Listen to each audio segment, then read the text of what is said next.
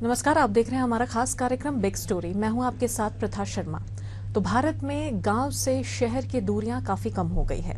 इस सुविधा का लाभ ग्रामीणों को कितना मिल पाया है मसला नहीं है, पर भू माफियाओं और कब्जाधारियों की बाँछें जरूर खिल गई है। वहीं शहर आम हो या फिर रजवाड़ों का, अवैध कब्जाधारियों को इस बात से किसी तरह का फर्क नहीं पड़ता है। अवैध कब्जों से पूरा देश हलाकान है। कार्रवाइयां भी निरंतर जारी है। बावजूद इसके न तो कब्जाधारियों में कोई खौफ है और न ही अवैध कब्जों के मामले में किसी तरह की कमी नजर आती है। इसी कड़ी में हमारा सफर आज ग्वालियर जा पहुंचा है। रजवाड़ों के शहर के साथ ही देश में ऐतिहासिकता का पर्याय ये शहर भी अवैध कब्जे से अटा पड़ा है, पर जिस सख्ती की जरूरत है उसका अभाव यहाँ पर भी नजर आता है।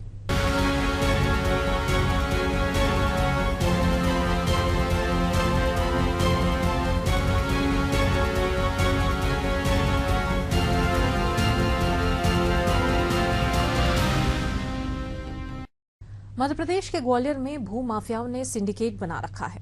शहर की बेशकीमती जमीनों पर इनका कब्जा है। अतिक्रमण के जरिए जमीनों को हड़पने का गोरख धंधा बंद होने का नाम ही नहीं ले रहा है। और इतना ही नहीं, जमीन शासकीय हो या फिर निजी, इन भू माफियाओं की दबंगई के चलते जमीन आम लोग खौफजदा रहते हैं। इन माफियाओं के खिलाफ कई बार शासन प्रशासन से भी शिकायत की जाती है, पर सख्त कार्यवाही नहीं होने के कारण भू माफियाओं की मनमानी पर लगाम नहीं लग पा रहा है। शहर की कई जमीनों पर कब्जा पर प्लॉटिंग धड़ल्ले से हो रही है, तो अवैध कॉलोनियां मनमाने तरीके से बनते जा रहे हैं। चाहे बात शहर के नदी या नालों की हो, भू माफियाओं ने बड़े बड़े होटल स्थान दिए हैं। शहर के सिटी सेंटर इलाके में लगभग 1 दर्जन से ज्यादा ऐसे सरकारी सर्वे नंबर हैं जिन्हें राजस्व विभाग ने अधिकारियों और भू माफियाओं ने साठगांठ कर निजी जमीन बताकर सरकारी जमीन पर कब्जा कर लिया है। अब कुल मिलाकर अगर देखा जाए तो ग्वालियर में भू माफिया सरकारी तंत्र पर हावी है। इसी पर आधारित देखिए हमारी एक खास रिपोर्ट।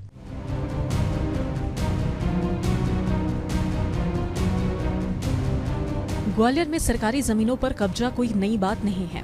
चाहे मामला ग्वालियर शहर के जीवाजी विश्वविद्यालय से जुड़ा हुआ ही क्यों ना हो।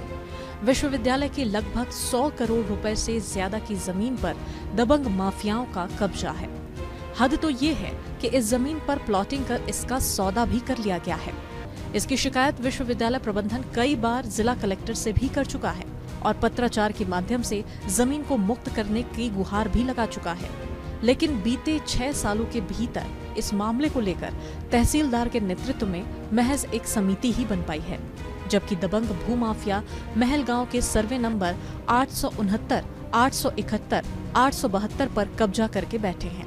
मध्य प्रदेश की बात करें तो सबसे ज्यादा जमीनों का फर्जीवाड़ा ग्वालियर चंबल संभाग में चल रहा है, जिसमें कहीं न कहीं सरकारी तंत्र की भी मिलीभगत देखने को मिल रही है। कैलाश नगर में कुछ ज़मीन पर अतिक्रमण है, जिस पर कि शासन ने उनका सर्वे भी करा रखा है और 1-2 बार ऐसे आदेश भी हुए हैं कि जो खाली प्लॉट हैं उनको हमको कब्ज़ा दिलाया जाए शासन की तरफ से। मुझे ऐसा लगता है कि शीघ्र ही वो हमारे पास आ जाएगा। तो हमारे अंदर जो कैंपस के अंदर जो विभाग हैं जिनमें थोड़ा ज़मीन की कमी, स्थान की कमी आ रही है, उसको हम फिर बढ़ा पाएंगे। ऐसा संज्ञान में है कि करीब 30-32 प्लॉट ऐसे हैं जो खाली पड़े हुए हैं। वो तो इतना पूरा बता नहीं, लेकिन जो प्लॉट खाली पड़े उसमें शासन ने कहा था कि हम आपको कब्जा दिला देंगे।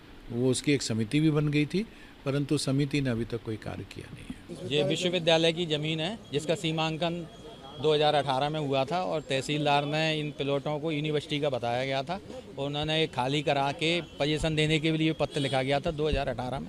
पोजीशन नहीं दिया गया। यहाँ बाउंड्री थी, बाउंड्री तोड़ के किसी द्वारा अवैध कब्जा किया जा रहा है। इसकी शिकायत थाने में भी की गई, एसडीएम साहब को भी, तहसीलदार साहब को भी, कलेक्टर साहब को भी गई। फिर अब ये करने को अब कोई है नहीं यहाँ। तो जीवाजी विश्वविद्यालय के आरआई और पटवारी आए, उन्होंने कहा आप दीवार बनाओ, कोई रोके तो हमको बताओ। इससे पहले यहाँ दीवार थी, बोर्ड भी लगा हुआ था। विश्वविद्यालय की भूमि का जो उखाड़ दिया गया है किसी अज्ञात कुल कितनी जमीन? 5 बीघा जमीन पे अतिक्रमण है जीवाजी विश्वविद्यालय। कुछ मकान भी बन चुके, कुछ प्लॉट, कुछ मकान है, 32 मकान है, 33 प्लॉट हैं खाली। कुछ कोर्ट केस चल रहे हैं 30 प्लॉटों 30 मकानों के, 32 कुछ खाली प्लॉटों को उनके लिए एक टीम बनाई है तहसीलदार ने 2018 में। जो खाली भूमि है उनका पोजीशन यूनिवर्सिटी को प्रदान किया जाए।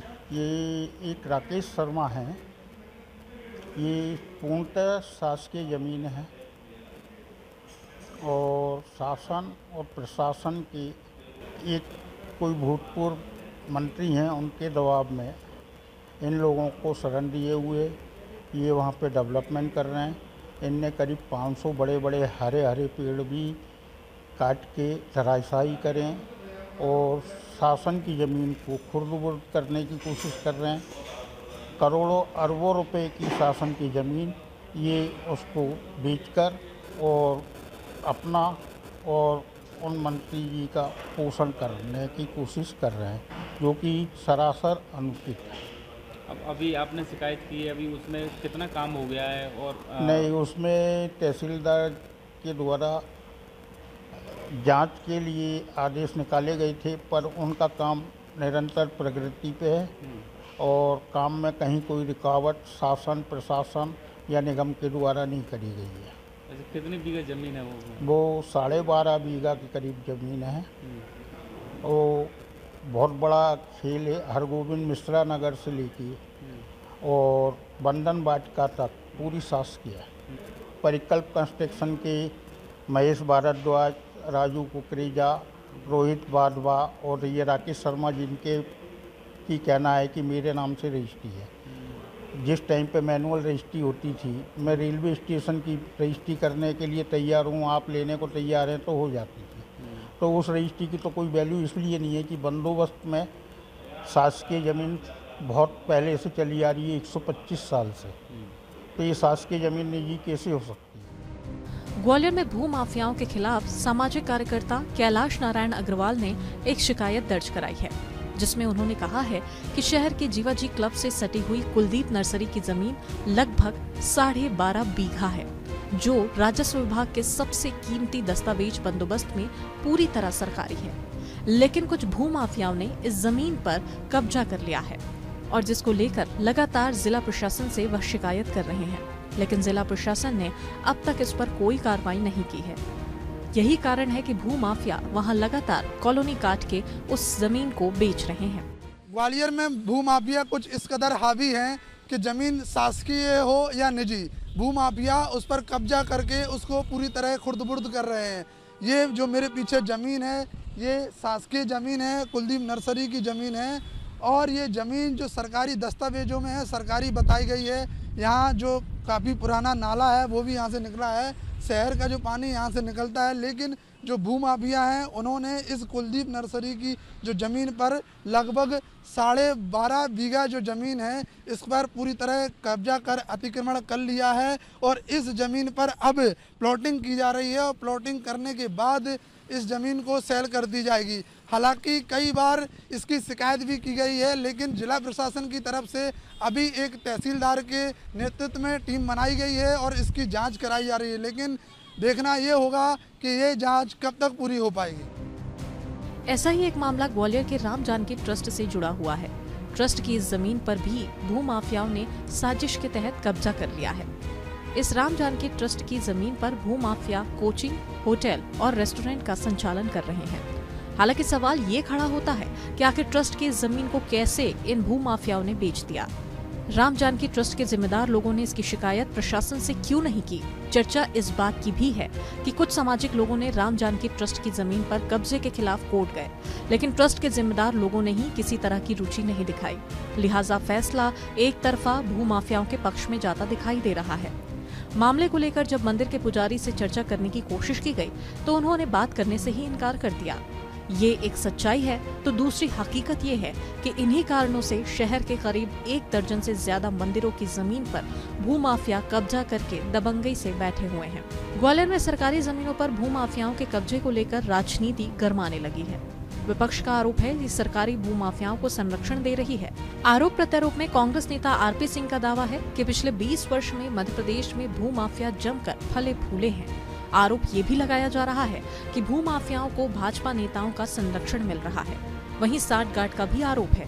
आलम यह है कि ग्वालियर बड़े बड़े जल स्रोतों से घिरा था, जहां पानी की कोई कमी नहीं थी, जिसमें स्वर्ण रेखा और मुरार नदी भी बहती थी। अब इन नदियों पर पूरी तरह अतिक्रमण कर लिया गया है। इतना ही नहीं, शहर के और जितने भी सरकारी जमीन है, उन पर भूमाफिया लगातार कब्जा कर रहे हैं। देखिए, पिछले यदि 20 वर्ष में आप देखोगे तो पूरे मध्य प्रदेश में जो भूमाफिया है खूब फला फूला है, क्योंकि उन पर सीधा सीधा वर्दस्त जो है वो भारतीय जनता पार्टी के नेताओं और कार्यकर्ताओं का है, और साथ ही साथ उन्होंने साठगांठ भी कर रखी है ब्यूरोक्रेसी से, नौकरशाही के। यही कारण है कि आज देखिए आप, चारों ओर जो बांध से घिरा हुआ ग्वालियर था, जहाँ पानी की कोई कमी नहीं थी, स्वर्ण रेखा भी बहती थी, मुरार नदी भी बहती थी, सभी जगह जो कैचमेंट एरिया है उसमें अतिक्रमण हो गया। और आज हालात ये हैं कि बांध भी जो है अपने अस्तित्व की लड़ाई लड़ रहे हैं। उससे यदि आप आगे चलेंगे तो शहर के चारों ओर देखिए आप, सरकारी ज़मीन हो या और ज़मीनें हो, उन पर भूमाफिया निरंतर कब्जा कर रहे हैं। और सबसे बड़ी बात यह, उनके हौसले इतने बुलंद क्यों? उनको पता है कि उनके साथ कुछ नहीं होगा, भारतीय जनता पार्टी की सरकार साथ है, उनकी साठगांठ है। और जब नया मुख्यमंत्री आता है तो उसको समझ में आता है कि भूमाफिया से बहुत पैसा मिल सकता है, तो वो नए नए कानून तो बताते हैं। लेकिन आप बताइए, आज दिन तक मैं आपके माध्यम से चुनौती देता हूँ आज मोहन यादव जी को कि आपको घोषणा किए हुए तकरीबन 3 महीने हो गए, आप बताइए कि एक भी माफिया ऐसा हो जिसको आपने फांसी पे लटकाया हो या सजा दी हो। देखिए, कार्रवाई कैसे होगी जब यही भू माफिया जो है भारतीय जनता पार्टी की जेब भर रहे हैं, उनकी सरकार को मजबूत कर रहे हैं। भारतीय जनता पार्टी के 5 स्टार कहाँ से 5 स्टार ऑफिस बन रहे हैं। आज भारतीय जनता पार्टी के एक कार्यकर्ता जो हीरो होंडा मोटरसाइकिल घूमता, फॉर्च्यूनर में घूम रहा है, कहाँ से घूम रहा है? हम तो आपके माध्यम से फिर चुनौती दे रहे हैं कि आय से अधिक संपत्ति जो है उसका केस भारतीय जनता पार्टी के सारे नेताओं पर लग जाए। कल आपको समझ में आ जाएगा। अधिकांश 90% जो भारतीय जनता पार्टी के नेताओं, मंत्रियों, विधायकों, सलाखों के पीछे देखेंगे।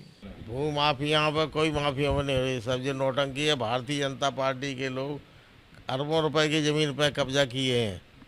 लगातार आपकी पत्थर खदान, रेत खदान, सब चारागाह की तरह चल रहे हैं भाजपा के लोग।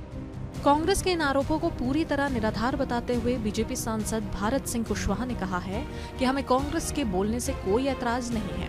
कांग्रेस की तो आदत ही है आरोप लगाना।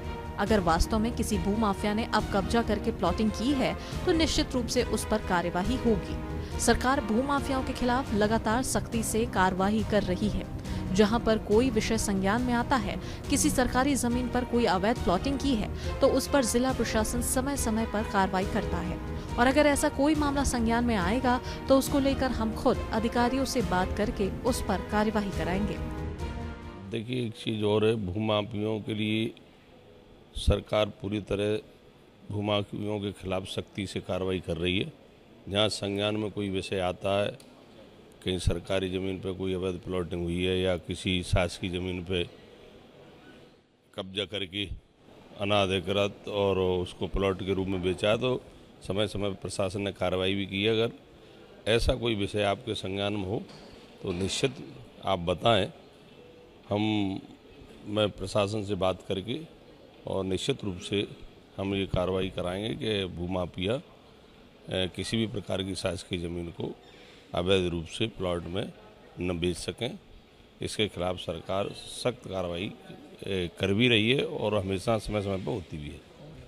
देखिए, एक चीज़ है, हमें कांग्रेस के बोलने से कोई एतराज़ नहीं है। कांग्रेस की तो आदत में है, अगर वास्तव में कहीं भूमाफियों ने कोई अवैध कब्जा करके कहीं प्लाटिंग की है तो निश्चित रूप से उस पर कार्रवाई होना चाहिए। अगर ऐसा कोई विषय संज्ञान में आएगा तो निश्चित रूप से हम कार्रवाई कराएंगे। वहीं जिला कलेक्टर रुचिका चौहान ने भूमाफियाओं को लेकर सख्ती से कार्यवाही करने की बात कही।